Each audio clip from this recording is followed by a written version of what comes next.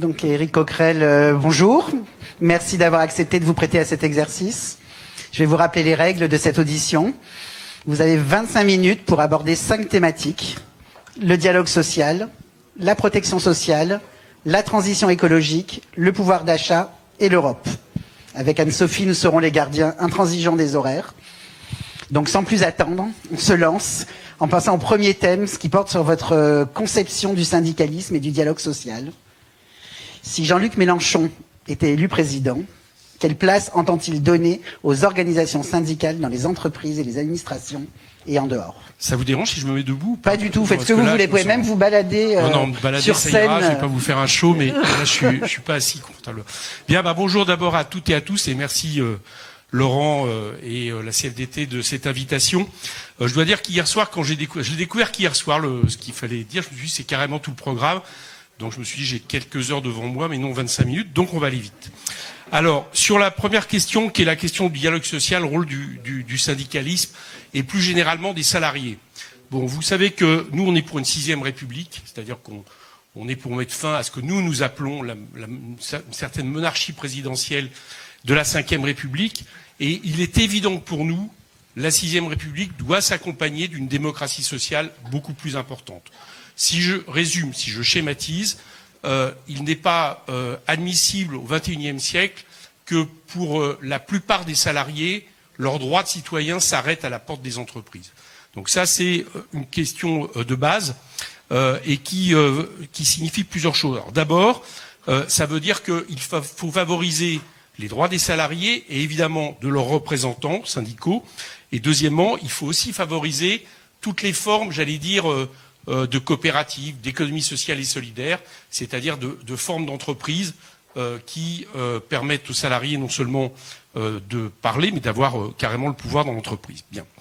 Ça commence par une chose claire, c'est qu'il faut abroger les lois El Khomri et Pénicaud. Ce que nous reprochons à ces lois, et notamment à la loi Pénicaud, c'est d'abord un affaiblissement de la représentation syndicale. La fusion dans le CSE de toutes les instances de représentation, c'est pas à vous que je vais l'apprendre, mais c'est moins 33% minimum, encore j'ai des chiffres qui datent, d'élus syndicaux, avec toutes les répercussions que ça peut donner, évidemment, dans le poids des syndicats dans ce pays. Je dirais que, si je prends un exemple, mais la mesure de suppression des CHSCT a montré toute sa stupidité, je dirais, pendant la crise du Covid.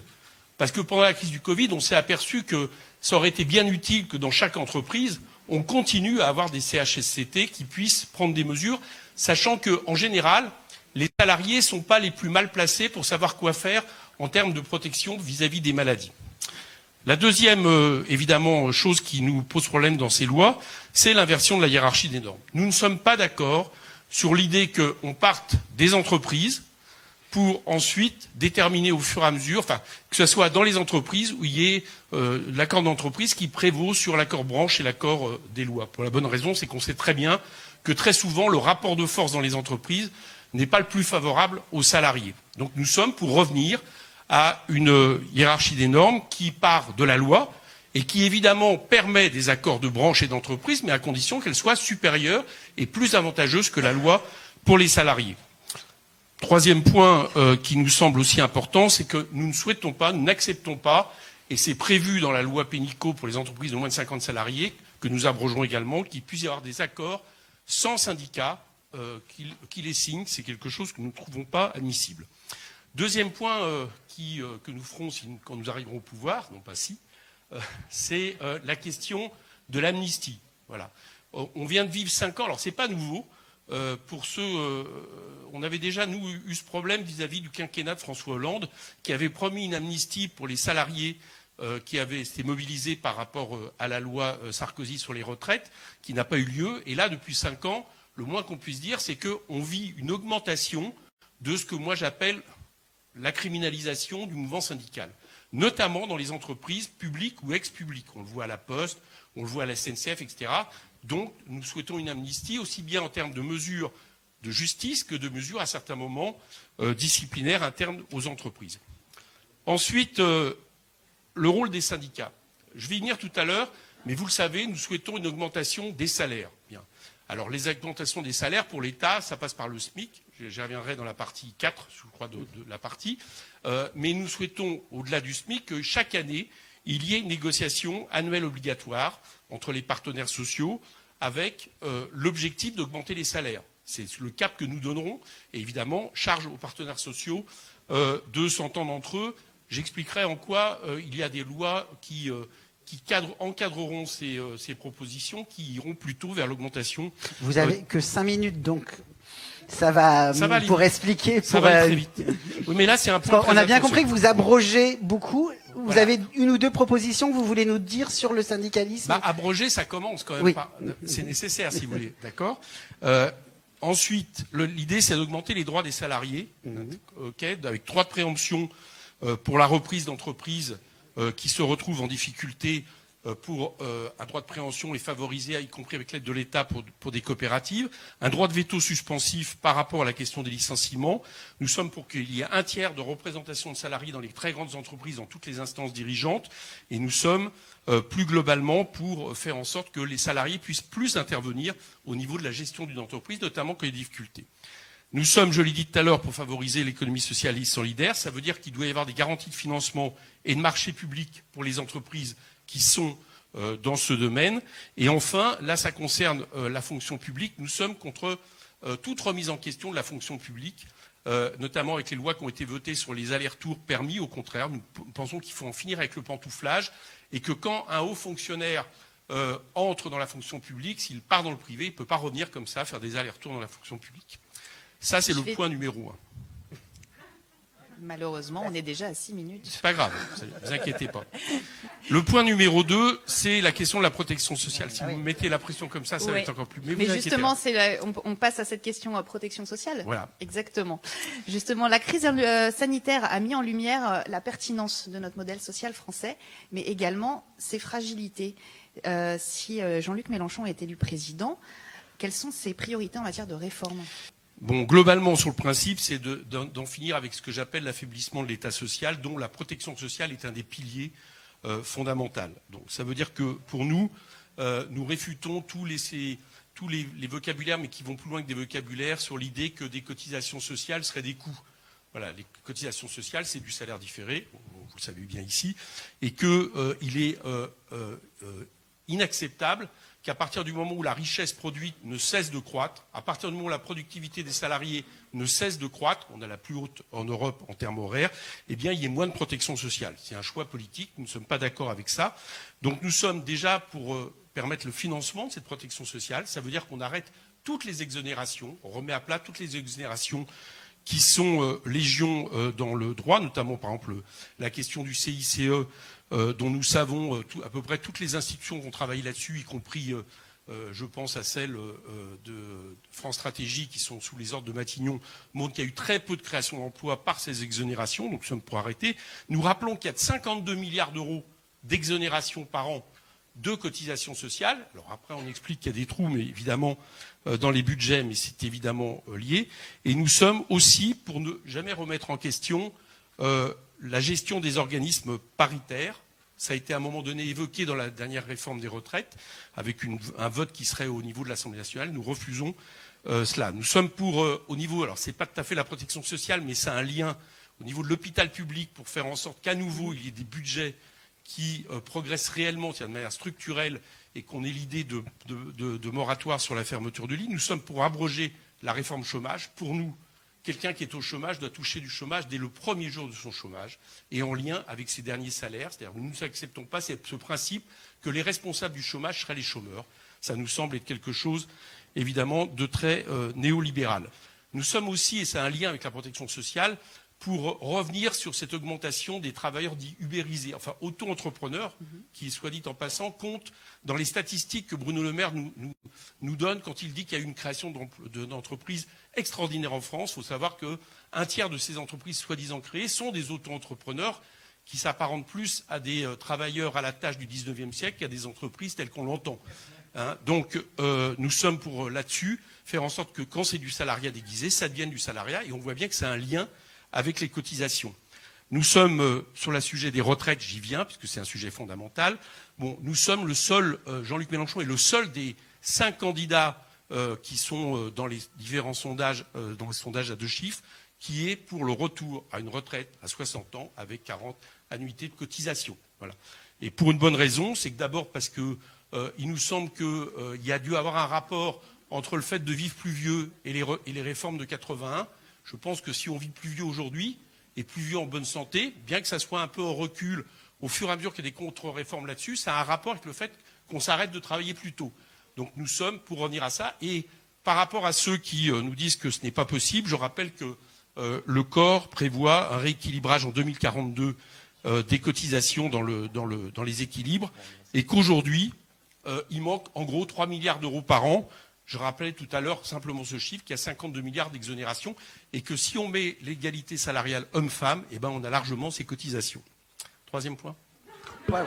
Super, pile poil, à la seconde près. On va passer au 3e thème alors, la transition écologique. Donc la France s'est engagée à baisser drastiquement ses émissions de CO2. Si Jean-Luc Mélenchon est élu président, ou quand il sera président, plutôt, si j'ai bien compris, comment comptez-vous accompagner les entreprises et les travailleurs dans cette transition écologique? Je parle pas trop vite, ça.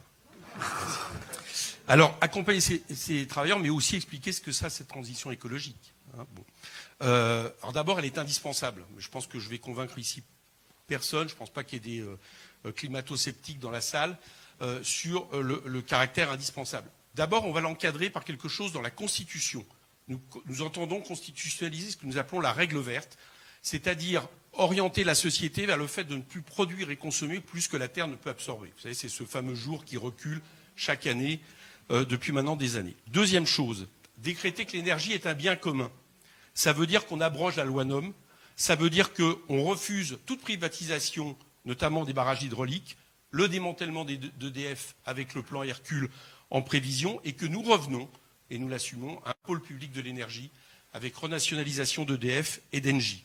Ça veut dire également que, lié à ce pôle public, les personnels qui travaillent dans les secteurs de l'énergie retrouvent un statut, y compris les sous-traitants ou les précaires, un statut conforme à ces entreprises de services publics. Ça, c'est lié, j'allais dire, aussi avec un système de décentralisation des coopératives locales, par exemple, de production d'énergie, avec aussi un pouvoir donné aux citoyens sur les choix en matière d'énergie de manière locale, en fonction justement de tel ou tel avantage naturel, je dirais, par rapport à ça. Nous sommes pour une planification de la bifurcation écologique. Ça veut dire que, on travaille sur un véritable plan de sobriété de l'énergie. On est pour 700 000 logements isolés thermiquement par an, pour retour à un fret ferroviaire. En gros, l'idée, c'est qu'en 5 ans, on arrive à faire en sorte qu'il n'y ait plus un camion qui traverse d'une frontière à l'autre sans ferroutage. C'est un grand plan ambitieux, mais que nous donnons.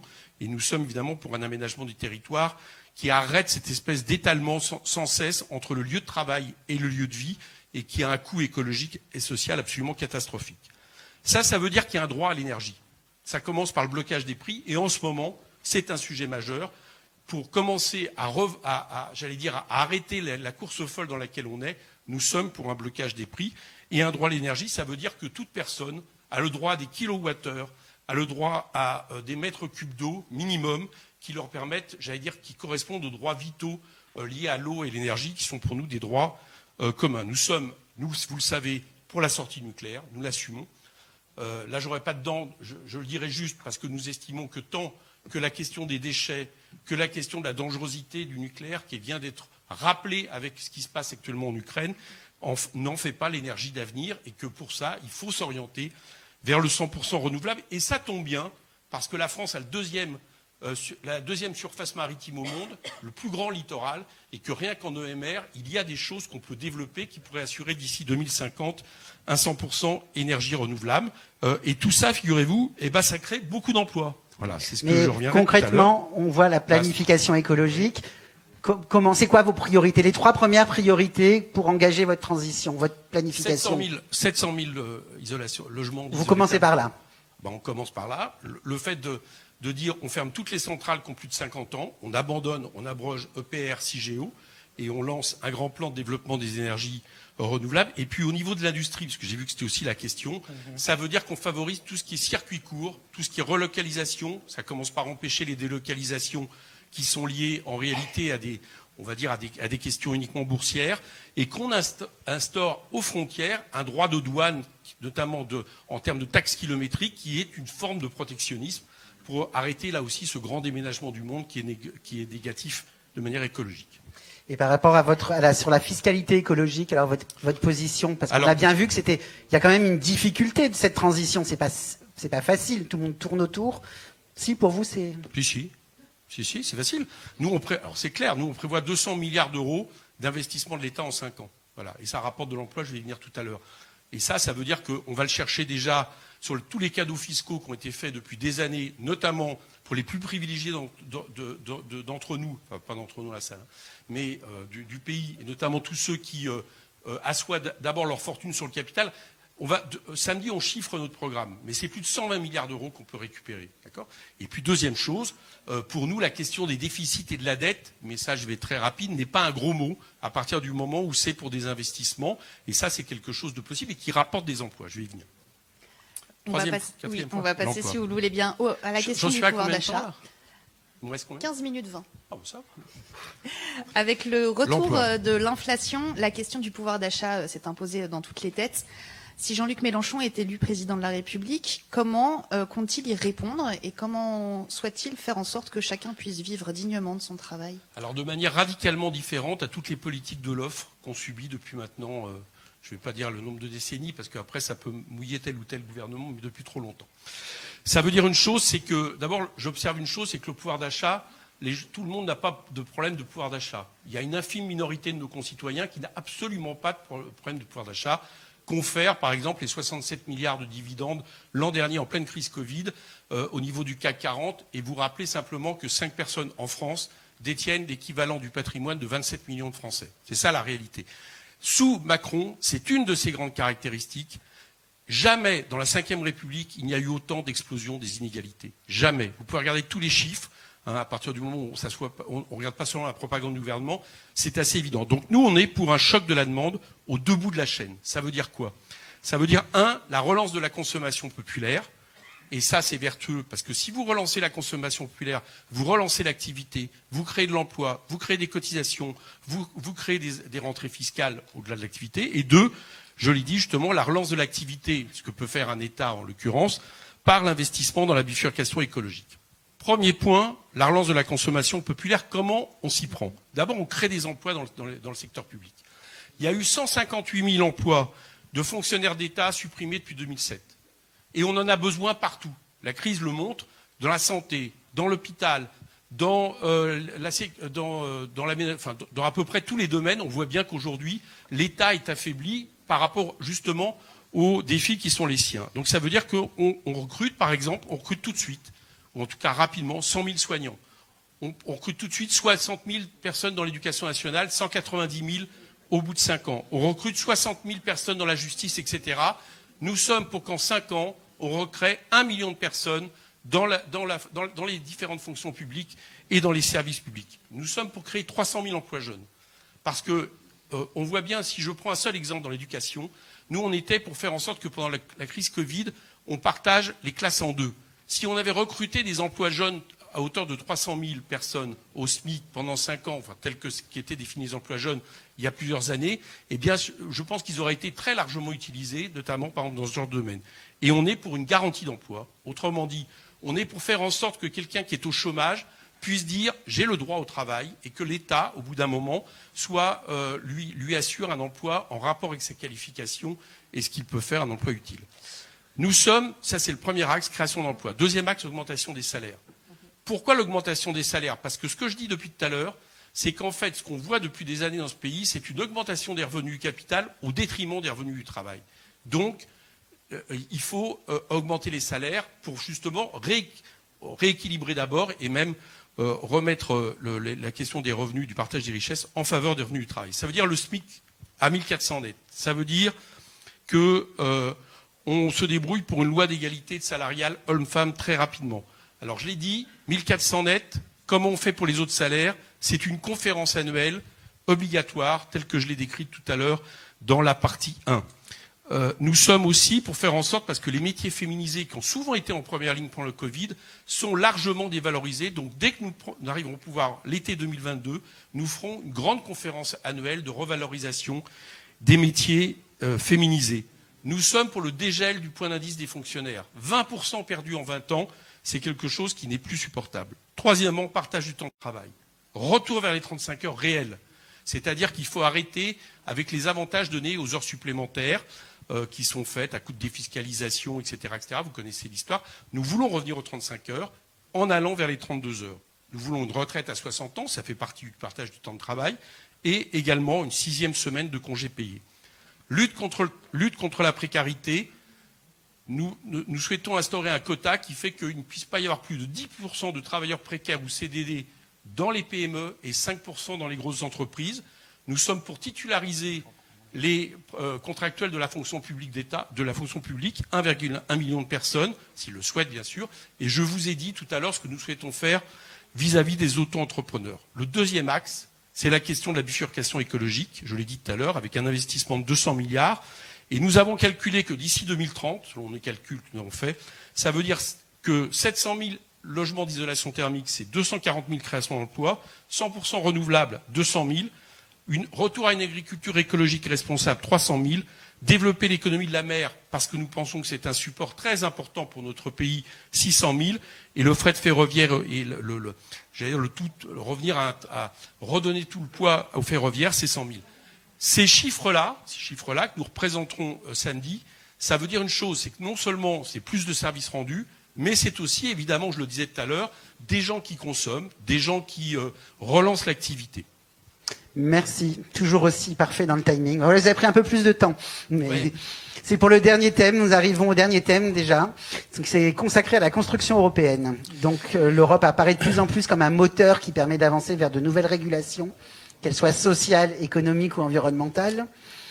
On pose la même question à tous les candidats.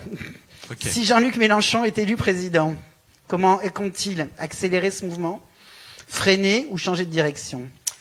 Le problème, c'est que nous, on ne vit pas l'actuelle Union européenne. Je dis ça parce que on va tout de suite arrêter quelque chose. Nous ne sommes pas contre la construction de l'Union européenne, contrairement à ce qui a pu être dit, etc., caricaturé. Mais nous pensons que l'actuelle Union européenne, ça ne permet pas plus de régulation. Voilà. L'actuelle Union européenne, et notamment parce qu'en fait, ça fixe comme norme la question sacro-sainte de l'ouverture à la concurrence, j'allais dire comme norme préalable, eh bien, c'est plus l'organisation d'un grand dumping social et fiscal dans un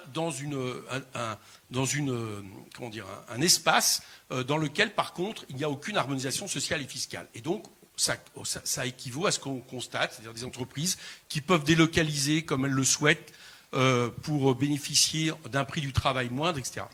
Donc, il faut, et la France, on a la possibilité, nous, c'est ce que nous sommes persuadés, c'est parce que la France est la deuxième puissance économique en Europe, bientôt le pays le plus peuplé, donc nous avons les moyens de changer le cours des choses. Alors, comment on change le cours des choses ? Eh bien, nous le disons, et ça n'équivaut pas à une sortie de l'Union européenne, mais notre programme, le mandat que nous aura donné le peuple français, si ça nous amène à désobéir aux traités européens, nous l'assumons. C'est-à-dire, je vous donne un exemple, vous l'avez entendu, nous sommes contre revenir sous l'ouverture à la concurrence de tout ce qui est biens fondamentaux, c'est interdit par les traités, nous le ferons. Deuxième exemple, il y a l'histoire des... Mais concrètement, donc du coup, Jean-Luc Mélenchon a été élu, il va et il dit aux autres, nous le ferons. Je vais venir sur ce que nous dirons aux autres, mais nous le ferons, nous l'appliquerons. Il faut faire remarquer une chose, c'est qu'il y a des gens qui désobéissent depuis longtemps aux traités européens, récemment même. La Banque Centrale Européenne, en prêtant directement aux États, et c'est bien, c'est ce qu'il fallait faire au moment de la crise du Covid, c'est interdit par les traités. Ils l'ont fait. Donc ça veut dire qu'à un moment donné, il est possible de dire, nous n'acceptons pas telle mesure parce qu'elle est contraire au mandat que nous donne le peuple français.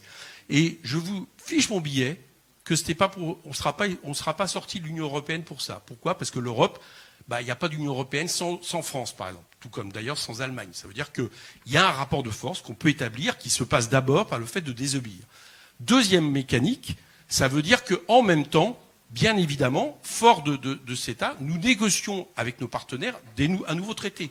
C'est-à-dire qu'il y a la solution de proposer ce que nous mettrons en place en France comme, j'allais dire, ce qui pourrait donner comme modèle social et écologique au niveau de l'Europe, avec par exemple le fait de penser d'abord à la question du progrès social et écologique avant la question de l'ouverture à la concurrence et d'un grand marché libre et non faussé, et donner de nouvelles règles. Un exemple dans les nouvelles règles, par exemple, sur lequel moi je crois fermement, ça serait d'établir un principe de non-régression sociale. Ça veut dire une chose, c'est que les mesures européennes ne s'appliquent que si elles sont supérieures dans le droit social aux mesures nationales d'un pays. Ce qui équivaudrait à permettre que, en réalité, tant que vous êtes dans votre pays avec des lois, des règles qui sont socialement bénéficiaires par rapport à l'Europe, ça ne s'applique pas et l'Europe s'applique quand elle est supérieure. Alors, d'ailleurs, vous me ferez remarquer que c'est déjà valable pour d'autres secteurs en réalité. Bon, ça, c'est par exemple un exemple de ce qu'on pourrait faire. Autre exemple, évidemment, un grand plan d'investissement. Tout à l'heure, j'ai parlé de plan d'investissement au niveau de la bifurcation écologique. Il serait évident que si on pouvait le faire au niveau de l'Europe, ça serait évidemment plus avantageux. Et ça passe par le fait qu'on continue à faire ce que vient de faire la Banque Centrale Européenne, c'est-à-dire des prêts directs aux États pour permettre justement des investissements au lieu de passer par les marchés. Bon. Troisième chose aussi, j'en ai parlé tout à l'heure, je vous ai parlé de protection entre guillemets aux frontières, c'est-à-dire ce qu'on appelle nous un protectionnisme social, solidaire, qui notamment pour éviter que les entreprises aillent profiter de prix du travail moindres et de conditions écologiques moindres ailleurs pour réimporter. Ça pourrait mieux se faire à l'échelle européenne qu'à l'échelle nationale, même si on assumera le fait de le faire à l'échelle nationale, si on ne peut pas le faire à l'échelle européenne. Autrement dit, vous avez compris, l'Europe ne nous empêchera pas d'appliquer un programme qui est en faveur des intérêts de la plupart des concitoyens de notre pays, mais qu'en même temps, on compte s'appuyer là-dessus pour changer la donne et changer justement ce qui, en Europe, aujourd'hui, ne va pas. Vous avez encore une minute, si vous voulez conclure sur le sujet de votre choix. Le sujet de mon choix, écoutez, le sujet de mon choix, il va être un peu plus politique, j'allais dire. On est à quelques semaines maintenant d'un deuxième tour.